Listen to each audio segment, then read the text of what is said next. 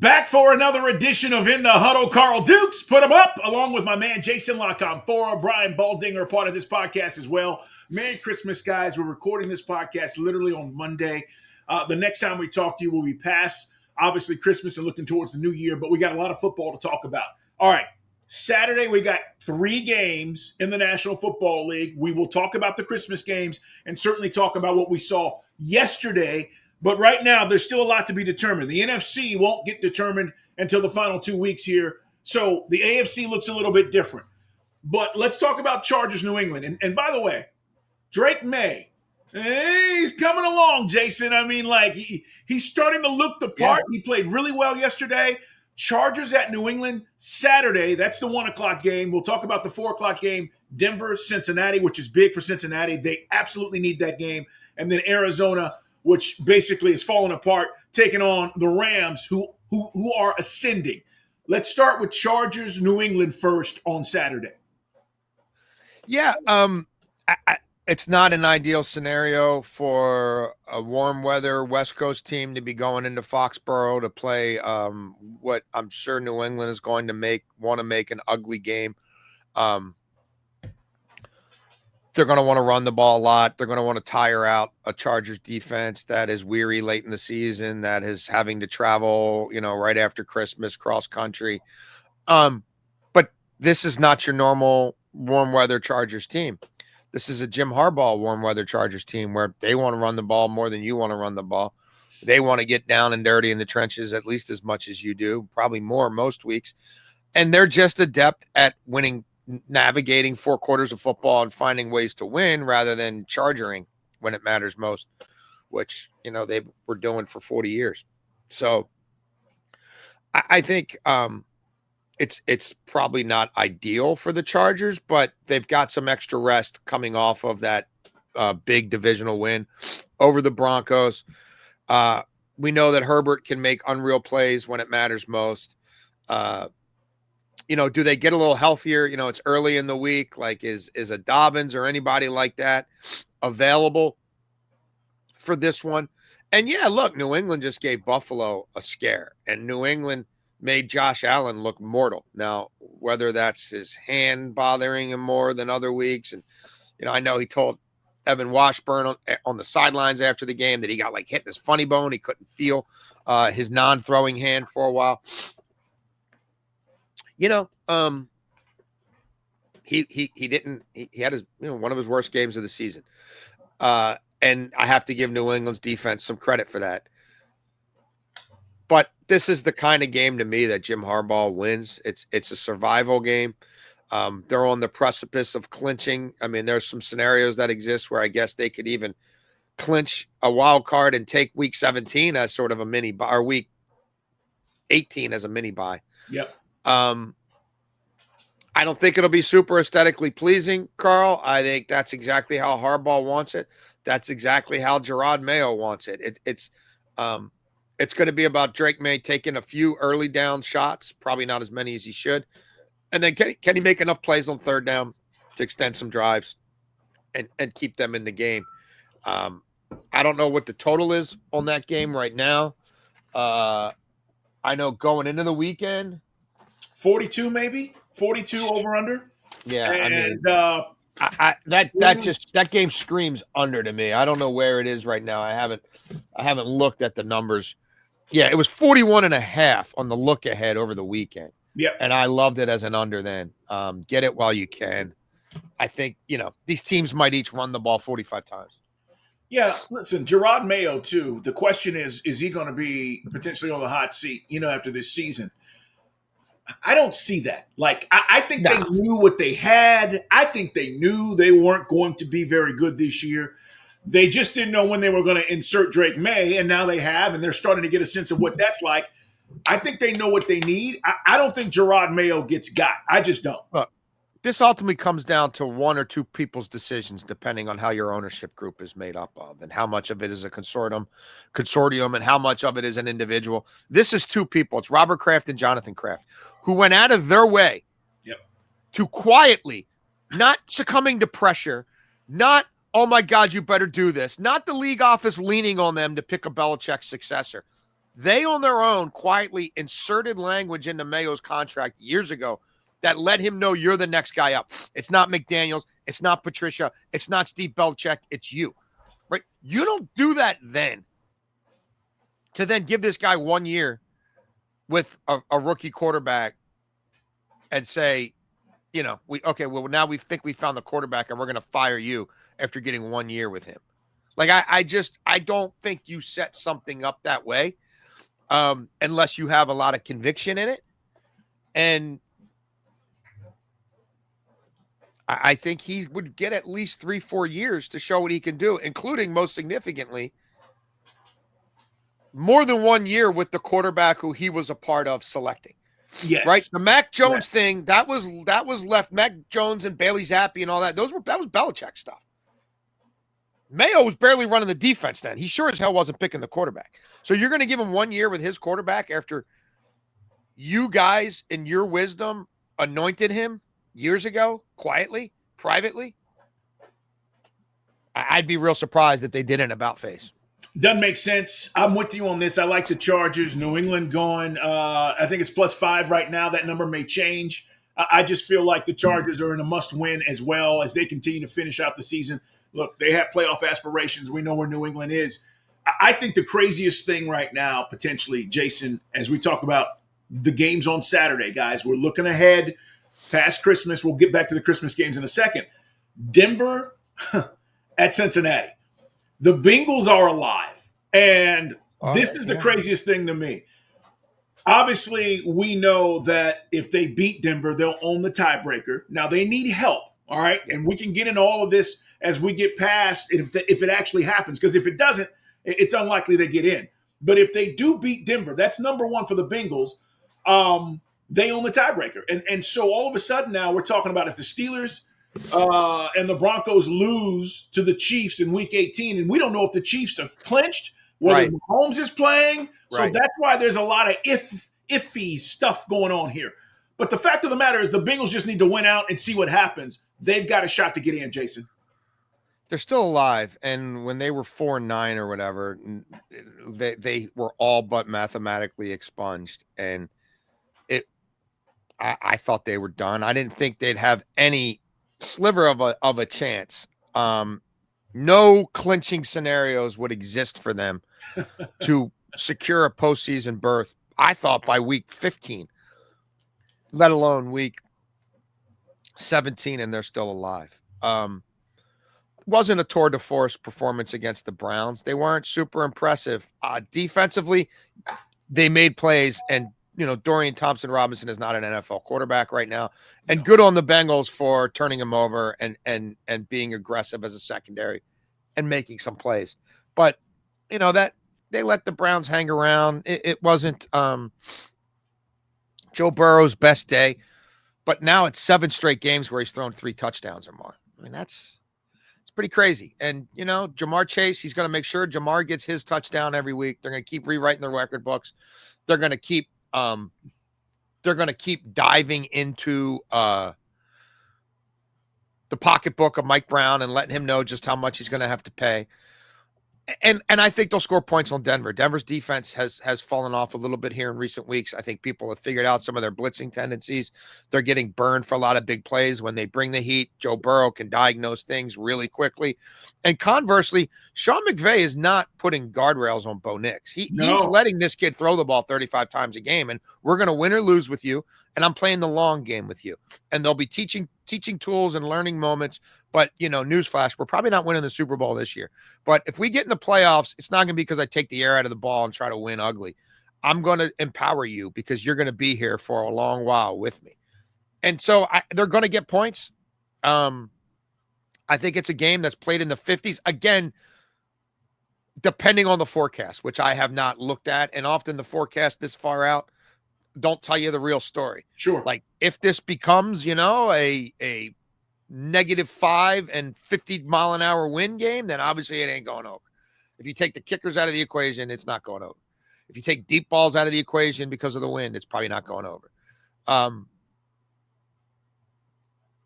It's a bit of a toss-up in terms of who wins it. I tend to lean Joe Burrow just because it's Joe Burrow and he's an assassin and he still has something to play for. Well, that's how I'm looking at this, Jason. I mean, like for me, it is a toss-up, and the Broncos do have a very good defense. The Bengals not so much. But if this comes down to quarterback play, and it normally does in these kind of games, give me the better quarterback. I'm going to risk and bet Joe Burrow over right now what I've seen from Bo Nix. Yeah. And that's kind of how I'm looking at this. And that's why it's a 3-point game, guys. I mean, it wouldn't surprise me at all if the Bengals found a way to get this done. But if you're telling me late in this game that Burrow needs a drive or they need a score or field goal, I'm going Burrow over Bo Nix all day, every day right now. And that's kind of where I'm at with this. It's in the huddle, by the way, guys. Thank you for being here. Check us out. Subscribe, like us, follow Jason, follow Baldy, follow me. We talk nothing but ball here on this podcast, and it's all about the NFL. We are going to look at the Christmas games in just a second, but we're kind of looking ahead because these are the games that may have a big impact as to the playoff picture. I do want to talk about the Rams because, and let me give you some credit too, Jason, real quick. If you listen or watch this podcast every day or every week, should I say, and you go back to the summer, this guy right here said, I am fading the Jets all day and they are not going to do anything. And I only bring that up because the Rams beat the Jets just yesterday as we record this podcast, and they have a big game coming up, obviously against Arizona on Saturday. But the Rams right now, man, I mean, like they are just playing some great football. Yeah. But again, this came down to a Rodgers turnover, right, and a Stafford touchdown. So I give you a lot of credit about the Jets because you called that way back when, and even as they try to get some momentum, here that Aaron Rodgers is just killing them still. Killing them. Well, I also said San Francisco's not winning this division this year, and I don't know which of these other teams it's going to be, but my money's on the Rams. So I'm sitting on a lot of tickets that I hope come through on that regard. And we even talked, I think it was around week 7, week 8, when a lot of people were writing the Rams off, and I wrote about them in the Washington Post that week and said a lot of smart people I'm talking to in the league think that they're going to be the last team standing in that division. They had to get healthy, right? They had to get healthy. Yeah, but I mean, the defense has got a lot of components to it. I mean, it's so young, and from week to week, there's going to be some oscillation because they're so young. But there's a lot of talent there, and there's a lot of speed, and there's a lot of hunger. Sean McVay's a hell of a head coach. And this is a team that people think of them still through the window of what they were 4 years ago. They don't win that way anymore. They don't have to win that way. They can go in the cold in the Meadowlands and win a game that doesn't produce 30 points. Like, they can win that way too. So yeah, I thought they had a great shot to win that division from the summer through the middle of the year to now. And Sean McVay makes you money in December. I mean, it's now like 25-10-2 against the spread in December. He's covered in it was 14-2 going into yesterday's last 16, so 15-2 against the spread his last 17 December games. And yeah, this was a sweat through the first half and into the third quarter. But they're a good football team, and they have on their day, they can be pretty damn good and play with anybody. And this was a tricky little spot for them that they navigated well enough. Yeah, I mean, they're in position now to control their own destiny. Yeah. I mean, do they beat Arizona though next Saturday? I think they do. Oh, I think they do. I think they do. Remember, Arizona hung 41 on them earlier this year. That was the low point for the Rams. So it's not like Sean McVay has to convince this young, naive football team that these guys can whip our ass. It already happened. But I do know this. Kyler Murray, and I only know this because in advance, I'm working on a piece on Arizona, and I was talking to some people about them last week, and this advanced scout I know really well, who watches that division a lot, says, dude, go look up Kyler Murray's record in December and January. And he's like, go run his stats weeks 1 through 8 versus weeks 9 through 18, and then text me back. Holy shit. He's 9-18 in his career in December and January, Carl. He has more December and January losses since he came into the league than any other quarterback on the planet. 9-18. That didn't even if you include the playoffs. 9-18. He's like 23-15-2, like through September, October, November. Wow. He's a winning quarterback, and he's winning at a high clip. And he's the biggest loser in the NFL. Now, is it all on him? No. No, right. They're the Arizona Cardinals. It's the Bidwell family. Like, no, it's not all on him. But, like, he's the 1-1. He was supposed to change it, and they paid him to change it. And, you know, he had the number one highest cap hit in the NFL this year. And since week 11, his passer rating is 77.2. 4 touchdowns, 6 interceptions, 200 passing yards a game. Like, the only people so he comes off the bye week 11. They're 6-4. He wins in the first half again. They control their own destiny. They score 6 points against Seattle. He throws an interception, pick 6 midway through the third quarter. The next week they play Minnesota. He throws 2 picks in the fourth quarter. They blow a 3-score lead. The week after that, they play Seattle again. He throws 2 picks in the first quarter. They're down 17-0. They never recover. They beat the Patriots, score 30. How many touchdown passes do you think he threw in that game? He didn't. Yeah. Then they come back against Seattle, this game against the Cardinals, and he gets outplayed by Bryce Young. And by the way, Bryce Young's not dead. no. And Kyler throws another fourth quarter interception, and they lose in overtime. Yeah. Like, the only quarterback since week 11 with the worst passer rating than Kyler Murray are Will Levis, benched. Anthony Richardson should have been benched. Drew Lock got benched, came back to life when all the other quarterbacks got hurt. Yeah. Kirk Cousins, benched. Right. Jameis Winston, benched. That's who he had everything to play for in the final third of the season. And this is what he's done. Harrison touches the ball sporadically. Like yesterday, he didn't even get the ball to Trey McBride. Like the Panthers are the worst team defending tight ends in the league. McBride had like his fewest targets in forever. And I can't blame Cliff Kingsbury anymore. No. So, like, I'm just saying, nobody's talking about it, right? Because it's Arizona. It slides through. We got distracted by Tua's terrible contract and Trevor Lawrence's terrible contract and the Cousins Penix thing. Hey, this kid's making another $40 million next year, another $40 million the year after that. Like, the way these guarantees are structured. And, like, dude, 9 and 18 in December and January? Yeah, when it matters most. Those are the months. His QB rating the first half of the year, 96. Second half of the year, like 87. He goes from like 65 touchdowns to 24 picks in the first half of the season to 45 touchdowns and 28 picks in the second half. Like, woo-wee. And even in this, no one's talking about it because everybody's talking about Bryce Young, which they should be. I get it. It's a great story. Yeah. But, like, Kyler Murray got knocked out of the playoffs again. He'll go into his age 28 season having played one playoff game where they scored 11 points against the Rams and he threw for 170 yards, no touchdowns, and a couple of picks. That's the totality of the playoff experience that he's given the Arizona Cardinals. We talked about this when it happened. They should have never given him the deal. He whined and bitched early in his rookie deal about getting paid. They caved. They paid him. Then that regime left, and you got the new regime, and they got stuck with this. And now you're not getting the results you expected. I totally agree with you on this, and this is why I like the Rams, obviously, in this game. I just feel like they're playing better football overall, and the Murray stuff, that's fascinating, those numbers in December and January. And I never thought about it in those terms. And then I'm like, well, what do you think? He is a smaller guy. He doesn't run quite as much in the second half of the years. Like, I do wonder if he runs out of steam, if he just gets sort of fed up, if the relationship between him and the coach deteriorate through the course of the season and there's that disconnect.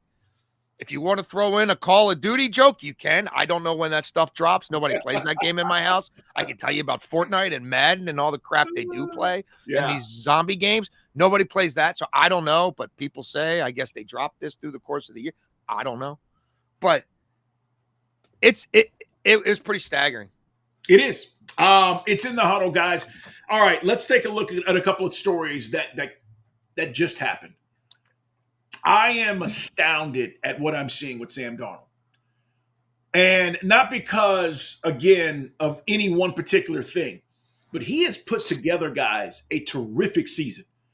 And I think this now makes it very difficult for the Vikings to just say, we're moving on. You've got a rookie guy in J.J. McCarthy who you don't know what you're going to get.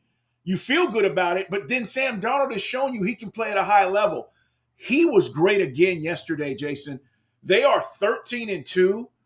If they win out, guys, the Vikings get the number 1 seed in the NFC. So they've got Green Bay and Detroit. I just want to put it out there. 246, 3 touchdowns yesterday. The pass to Justin Jefferson to take the lead. Woo! This dude steps up in the pocket. I mean, it was just one of those plays where you go, is he about to throw this ball? And he threw it perfectly. I'm just telling you right now, Vikings at home, we always know they got a great home crowd. If they get the number 1 overall seed, that's going to be a hard out. We know about the defense. Jason, the Vikings are the real deal. And I don't know if we're talking or respecting them as much as we are the Eagles and some of these other teams we're talking about in the NFC. Yeah.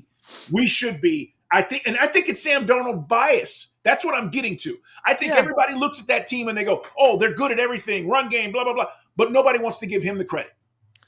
Look, there's no way he's leaving that building. I've talked to numerous GMs about it, including some who need a quarterback. And they're like, we've done our work on him. We'll prepare. But we're not getting him because they're going to tag him. They have to. They have to. It's Kevin O'Connell. He's a former quarterback. Like, if he pounds the table, it's not like they're not used to paying a quarterback $45-50 million a year. They did it with Cousins forever. They gave Cousins, right? Remember, they signed him to the original 3-year fully guaranteed deal, which meant you're going back to the table in a year and a half. Then he went back to the table again. Like, they doubled down on Cousins twice after signing him. So it's not like they're not used to giving guys a whole lot of guaranteed money and being willing to deal with structures where you don't own them that long, right? Because that's the problem with the franchise tag is you're going year to year. They were going year to year with Cousins really from the time they signed him to the original 3-year fully guaranteed deal. Because you're back to the table all the time. So that's not going to be a problem for them. The money can't be a problem for them. You can't let them walk. You have to tag them. There's that's it. This is a team. Didn't they they went to the playoffs one year with Case Keenum? They did. Matter of fact, yes. They kept him around. They had to. I mean, like, and this is a better coaching staff than that, and this is a better offensive coaching staff than that. So you can't let O'Connell's quarterback leave. McCarthy, you'll be fine. You're coming off a major injury anyway. He'll get tagged. And look, when they blew this, they were up 17-7 early, and then here Gino throws the pick, the first one. He always throws at least one at home. Like, jump that prop every week that they're at home. Well, there's might not be many left, but like he's going to throw an interception at home. And then he gets hot after he throws it, but then there's always the specter of a second interception looming as well, which came in desperation time. But Darnold retook the reins of this game in the fourth quarter when they needed him to. Yeah, and the thing I like about the Vikings is they're not your typical dome team. Like, they've won 10 of the last 13 times they've played outdoors. Right. And they're the number 1 cover percentage team in the NFL outdoors since 2020, since the COVID year.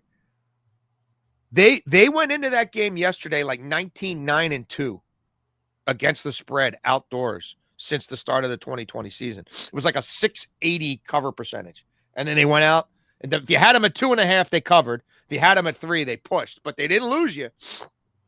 And it becomes a moot point if you're the 1 seed, but I don't think they have to be at home to win. And Darnold's played, in New York. He's played, I know, he's West Coast kid, but he's played in the elements before plenty. So they've done a hell of a job. Kevin O'Connell is a hell of a coach.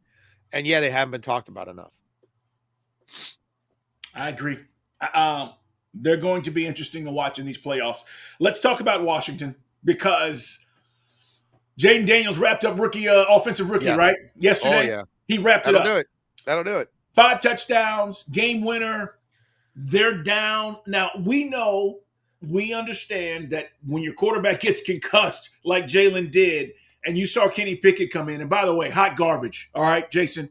He's not any good. I mean, let's just put it out there. He's a runaround guy. Correct. I mean, they put him in, the Pittsburgh Steelers drafted him. They realized, okay, this is not going to do it. They trade him.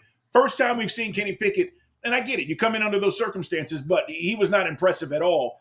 But you had a 2-score lead if you're the Eagles. At one point, you had a 5-point lead late in this game, and here's Jayden Daniels doing magical things. And by the way, I can't wait to see, I think, next week, the Sunday night game is Penix and Jayden Daniels. Yes. I think that could be a lot of fun if they allow Penix to throw the football. Well, do they around. take the handcuffs off? Do they want him to play Correct. quarterback or not? I mean, if they Correct. just want him to do the same stuff Cousins did, then like what? Yep. I got more. I got more questions than answers. I mean, if you weren't ready to let him play quarterback against that team when the other guy's throwing pick sixes, but yeah, it's a weird game in that I think the Eagles, if Hurts doesn't get hurt, I think the Eagles win this game by 21 points or more. It's a smash spot, and they're probably putting Jayden Daniels in bubble wrap in the fourth quarter and knowing that we got to beat Atlanta. As it turns out, Hurts leaves, Pickett comes in, the door is ajar, and Jayden Daniels kicked through that door. Yeah. He tore it off the hinges. And they still can't really run the ball like they were early in the year. And I have questions about the offensive line. The defense is And we've talked on this podcast a ton about Philadelphia's defense the last 10, 11 weeks and what they've done since the bye. And I didn't think 21-7 Philadelphia when Hurts gets hurt. I didn't think he was coming back. I thought Vic Fangio will find a way to tamp this down.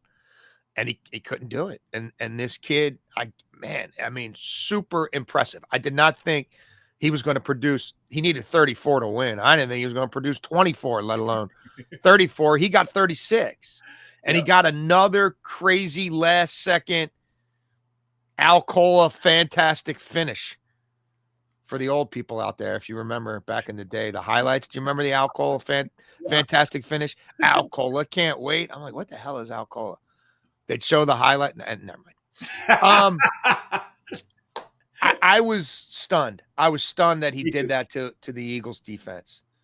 There's something about this kid, man. Like he's unflappable, like and elusive. For a franchise that had just become so good at losing games so many different ways, he keeps finding ways to win them where the probabilities and the odds would say game, set, match, close up shop.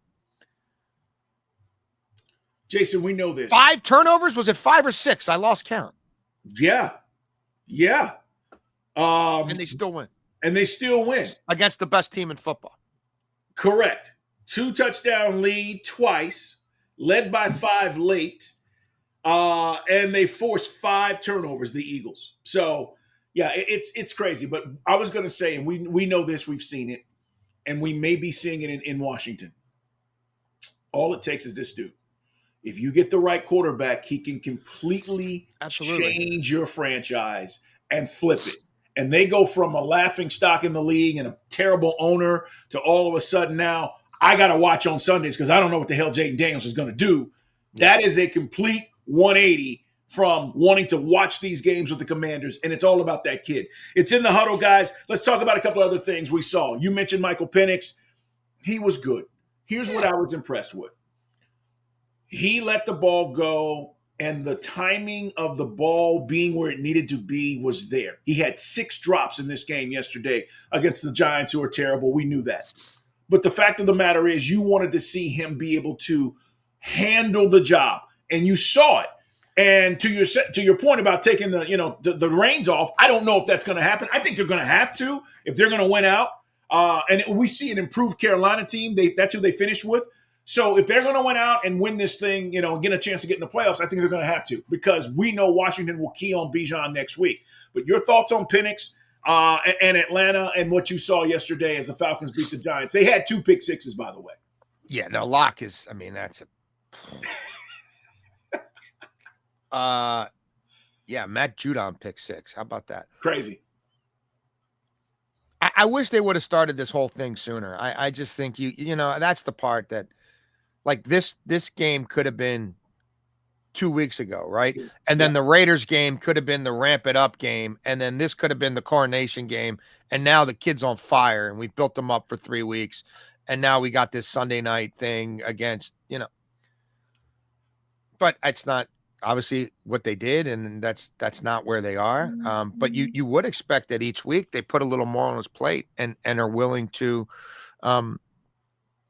put more trust in him because I think he will prove to be a very trustworthy quarterback. So look, you couldn't have asked for a better script. I mean, the Giants capitulated. They gave you 14 points. I mean, you had to take it, but and they could manage this game any way they wanted. I suspect that they have to play at a more frenzied pace, and they have to score. I think there'll be points in time against the Commanders where they have to chase the game, and I'll be really interested to see their play calling when they do. How much of his legs get activated? What are some of the option looks? I assume they're going to do some of that. They have to. Yeah, I mean, listen, if you're going to play him, you got to utilize his skill set. I agree, right? Yeah. So I think it'd be an interesting game. I think there'll probably be a fair amount of points to be had in that football game. I'll probably be leaning over. I got to do more work on it, but yeah, I mean, I just wonder if the whole Tampa losing thing, does that make them does that make them more conservative? You know what I mean? Does that make them more conservative now? I don't know. I have had a hard time reading them because they haven't handled this the way I thought they would. Yeah. The Cousins to the bench, thing yesterday was you got a lot of help from the defense, and that was great in a kid's first start. But he showed he can handle it, and we're going to see him grow and hopefully get better, and maybe he becomes one of the next young stars in this league, taken 8th overall in the draft. It's in the huddle, guys. Let's talk about the Cowboys, and then we're going to get to the Christmas games. We wish you and your family a Merry Christmas and Happy Holidays as you guys take in this podcast. And no matter where you're at, man, be safe and enjoy. Cowboys have won 4-5, Jason. I think Jerry is going to keep Mike McCarthy. Yeah. And they're competing. The great thing about that, though, Carl. What's that? He's going to keep him at McCarthy's price. Correct. He botched it again. He never really wanted to do a coaching search. He never wanted to fire this guy. He never thought he was going to fire this guy, but he also didn't extend him. So the part people are forgetting is, because everybody's always looked at it through Jerry's view, would Jerry bring him back? No, Jerry's going to bring him back at what cost? Yeah. He waited too long on Dak. He waited too long on CD. He's going to end up waiting, the Parsons thing. He'll get taken to the cleaners there. The guys he doesn't want to spend on many guys, but there's some you have to spend on. And McCarthy's a free agent. McCarthy's got the power of saying, I can just wait. No. I mean, and all he needs is one other interview. If you're the Raiders and you make a move. Yeah. And Tom Brady's being consulted, and Tom Brady's longtime agent, Don Yee, represents Mike McCarthy. Yeah. You don't think Mark Davis would want to spend 6 hours with Mike McCarthy? Why wouldn't you? The guy won 12 games in a regular season 3 straight years. The guy's won a Super Bowl. How many people that you could potentially interview have that resume? And look, I'm not sitting here stumping for McCarthy. I don't think he's a great tactician. I think he's a great dude. I like him as a person. He would, in the year 2025, he would not be my head coach, but I'm not Jerry Jones. I'm thank God. I'm not Jerry, in a lot of ways. Thank God I'm not Jerry Jones. But Jerry's made this bet. I haven't. So no, he was never wasn't hiring. He wasn't talking to 8 people and picking somebody else. No, he likes this guy. He's comfortable with this guy. This guy's comfortable with him picking the players. They had a bunch of injuries and they still had a weak schedule, so they'd probably win some games down the stretch, and they have. And he's got Cooper Rush playing good football. But it's just if you had just signed him to a 1 or 2 year extension a year ago, but it's not our money, so who cares? But I just do think history keeps repeating. This guy really, it's crazy that the league knows Jerry Jones better than Jerry Jones knows himself. They beat the Bucs 26-24. You see it there. I thought the Bucs blew an opportunity here. I really did. And now, by the way, because of the tiebreaker the Falcons own over the Bucs, they are ahead of them, right? Because virtually they're even. And now these last 2 weeks come out. If the Bucs win and the Falcons win, the Falcons are end up in the playoffs. The Bucs will be out. But the Cowboys are interesting on many levels. And the thing for me, again, is when you get in these situations where you have all these injuries, you got your star, Micah Parsons, talking all this stuff, they haven't quit on him. And I think that's a big thing that Jerry is excited about as the Cowboys beat the Bucs. It really comes down to a weird Rachaad White fumble. Right. around his own 20-yard line, where I'm still not sure how that ball got out before he came down. And then it wasn't even really a 50-50 ball. It was like a 75-25 touchdown pass, beautiful bomb that somehow the receiver doesn't come down with. I mean, Dallas made some heroic defensive plays to force critical turnovers. The Tampa, they shot themselves in the foot. They had a bit of a slow start. The defense wasn't ready for Cooper Rush. Baker was game. He slung it around. The offensive line had problems at critical moments. Protecting, yeah. And they had some weird-ass turnovers. And I still thought they were going to pull it out late. But, I mean, the interception in the end zone, like, that's brutal. It was crazy. Crazy. And so, yeah, now the Bucs are going to have to fight and claw. All right, let's talk about these Christmas games because we do have two before we get out of here. And they're big. I mean, Kansas City at Pittsburgh. We talked about, Kansas City. If they beat the Steelers, I don't think you play Mahomes. You don't have to play hardly anybody in Week 18 because they'll wrap it up. Steelers are still looking to win the division, which means, again, you would host a playoff game. So they are tied with the Ravens after the Ravens beat the Steelers this week. Kansas City, Pittsburgh at 1 o'clock, and then the 4 o'clock game is Baltimore-Houston. Kansas City, Jason, 14-1. And I just, you look at this and you go, how the hell did we get here? It just feels like we looked up and here they are again, 14-1, despite all the issues, despite Patrick Mahomes' ankle. They're right where we expected them to be. I don't know if we expected them to be here with the way that they've played, but I don't think we had any debates about them getting back to a potential Super Bowl and three-peating, and that's exactly where they are as they go into this Christmas game against the Steelers. They just get it done. I mean, Mahomes is the bionic man. I mean, not only is his ankle not going to keep him from playing here, he's going to go run for 20 yards here, and he's going to show you just how spry and mobile he is. It's pretty amazing. And real quick, Jason, big shout out, Tank Dell, get well, man. That was a tough injury. I know a lot of people were emotional about it, and rightfully so, including his head coach, DeMeco Ryans. But Tank Dell done, and hopefully he rehabs and gets better. But I did want to mention that. But go ahead about KC. Yeah. No, look, they are an incredibly efficient winning operation. They specialize in winning football games, period. Doesn't really matter how. And now they've got Hollywood Brown getting his feet under him, and they've got Butker back.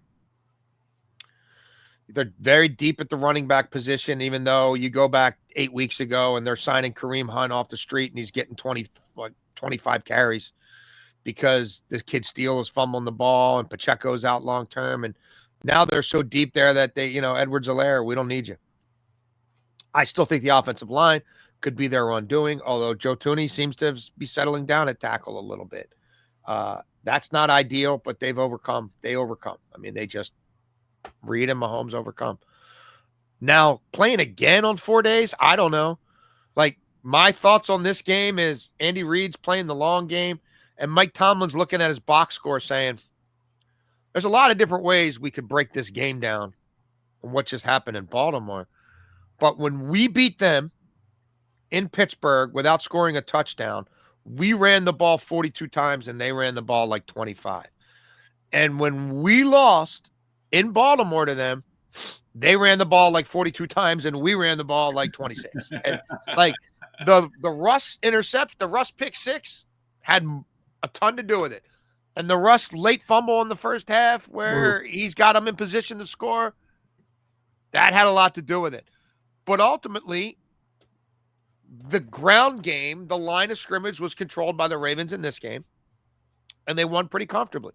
And in Pittsburgh, it was the opposite. And so what do I think Mike Tomlin's going to do? I think Mike Tomlin's going to lean into a whole lot of Harris and a whole lot of Warren. And I think he's going to play the game at a snail's pace. And I think Andy Reid is going to be like, okay, we beat Houston at home when Mahomes is on an iffy ankle, even though he practiced regularly all week. But there's like no practice for this game.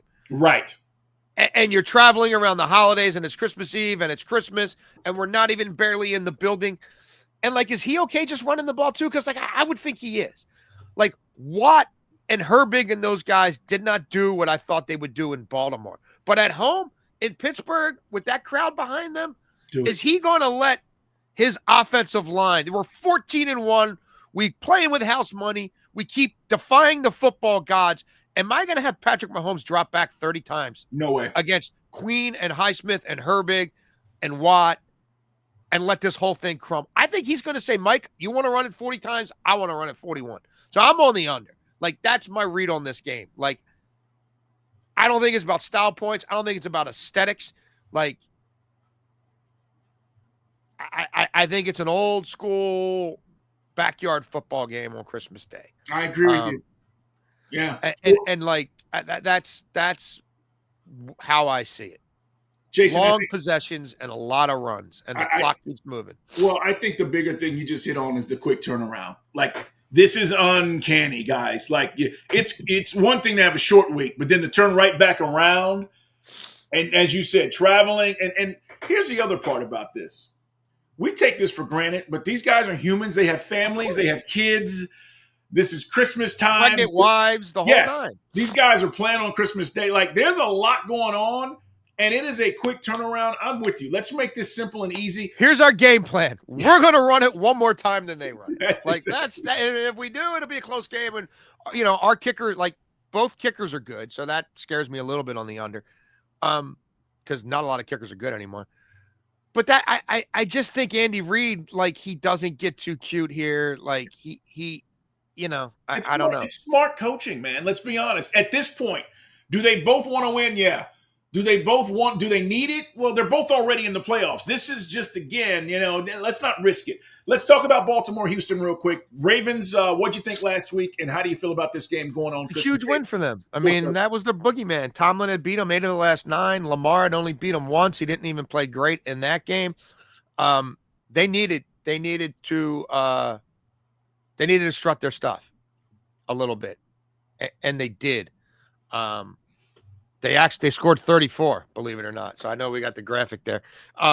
They hung 34 on the Steelers, which they were having a hard time scoring 20 on the Steelers, even with the great Lamar Jackson at quarterback. So I think they slayed some dragons there, and put some demons to rest.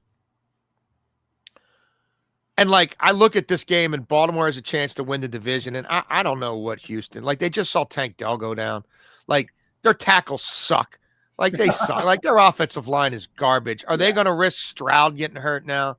Like, I just think they know that they're probably running into a bit of a razor blade here, of a buzzsaw. Believe it or not, Josh Allen didn't produce 6 touchdowns for a third straight week, Carl. Believe it or not, that didn't happen. That wasn't preordained. I know there's a lot of people telling you that he already had the MVP award, but like Lamar Jackson in a perfect day to throw the ball in Houston with the whole world watching, he's usually up for those games. A team outside his division that doesn't know him that well, a team that he carved up. I know it was last year, but in the second half of that playoff game against Houston, he totally carved them. I think the Ravens win this game by a touchdown or more. Ravens defense since week 11 is number 1 in the NFL in a lot of key categories. The Texans can't really push the ball downfield and get chunk plays. I don't think Joe Mixon can run the ball on them. The Texans are a horrible second half team. The Ravens are much better at making adjustments. And I think Lamar will throw the ball on them. I think Lamar will run the ball on them. I think this is a jump up in weight class for the Texans. I do too. And they've won the division. They're going to get that home game. I think Baltimore can win this game handily.